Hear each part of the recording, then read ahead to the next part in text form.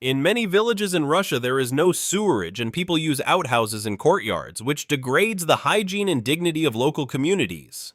In winter, residents heat their homes with wood and coal because gas pipelines do not reach everywhere, even though the country is one of the largest exporters of the resource. The village landscape is dominated by wooden cottages with collapsing roofs, reminding one of neglect and a lack of funds for repairing homesteads. The roads in many provincial places are ruled by mud and gravel ruts that in spring and autumn turn into vast, impassable bogs. Public transport is often rare, so children and adults frequently have to walk several kilometers to school or to the nearest shop. In small village shops, the offer is limited to basic items such as bread, salt, pasta, and vodka, which reflects the poverty of the assortment. A significant share of families subsist on kitchen gardens and keeping chickens or goats, which constitutes a form of survival in the face of lack of work. Older people live on meager pensions reaching about 10 to 12,000 rubles, which is not enough for decent upkeep and medicines. Rural hospitals are often in ruins, lacking doctors, equipment, and medicines, which leads to tragic delays in access to care. Many young people move to cities in search of work and better prospects, leaving behind aging, dying villages. Residents of provincial towns live in Soviet-era apartment blocks that have not been renovated for decades and are losing structural integrity. Damp, mold, and mildew are noticeable in the basements and corridors of these blocks, which negatively affects residents' health and daily quality of life. Elevators in high-rise buildings are often broken for months, forcing tenants to climb on foot to the 9th or 10th floor.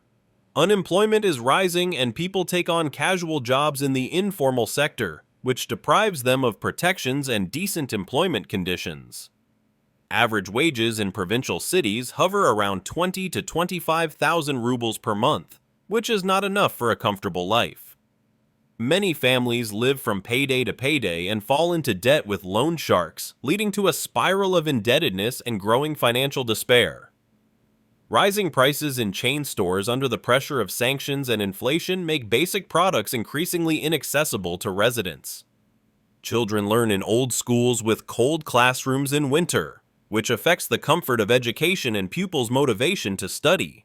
Local culture is often limited to community centers where events with alcohol and karaoke substitute for other forms of entertainment and social integration.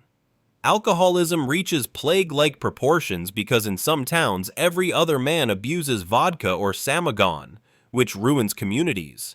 Even in Moscow or St. Petersburg, there are poverty districts with ruined barracks and workers' dormitories that recall the inequalities. On the outskirts of the capital, one can find metal garages converted into makeshift apartments because many people cannot afford to rent ordinary accommodation.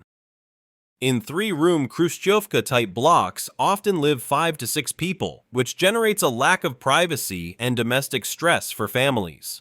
Homeless people seek shelter in heating tunnels and abandoned buildings because social assistance systems do not cover all those in need. The contrast between oligarchs' wealth and street poverty is dramatic. Luxury shopping centers stand right next to shacks and workers' ruins. In many professions, real wages do not cover living costs, forcing workers to take extra jobs or to migrate abroad for work.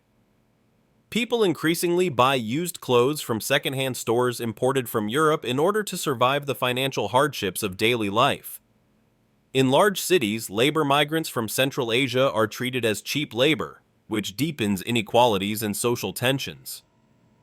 Urban poverty also means lack of access to modern medical care, which consequently shortens life expectancy and worsens the prognosis for chronic patients. In many regions, HIV and tuberculosis are spreading, and a lack of medicines and prevention leads to a growing number of infections and tragic consequences. Residents often sell their belongings at pawn shops to get money for food, which deprives them of the last remnants of material security. Older people supplement their income by collecting bottles and scrap metal, which is a form of survival given the lack of systemic support for the poorest. In winter, some families heat apartments with electric heaters, which sometimes leads to fires and tragic material and human losses. In the provinces, drinking water is often contaminated, so people drink from rivers and wells, exposing their health to waterborne diseases and infections. Mortality among men of working age is one of the highest among developed countries, which shows the scale of the social crisis. High emigration means that each year hundreds of thousands of Russians try to find a better life abroad, exposing themselves to risk and harsh migration conditions. Growing poverty deepens the gap between the elite and the rest of society, destabilizing the sense of justice and social solidarity. Many people retreat into patriotism and propaganda as a defensive mechanism against the realities of poverty and the lack of prospects in everyday life. In Karelia, there are villages where electricity appears only for a few hours a day, which paralyzes home life and limits the possibilities of making a living. In Siberia, in winter, the temperature falls to -50 degrees Celsius, and people live in uninsulated houses exposed to the extreme. In Dagestan, children attend schools with collapsing roofs, which threatens safety and hinders decent education for the younger generation. In Transbaikal Krai, residents dig in dumps to find food and clothing, which is a symbol of desperation and social marginalization.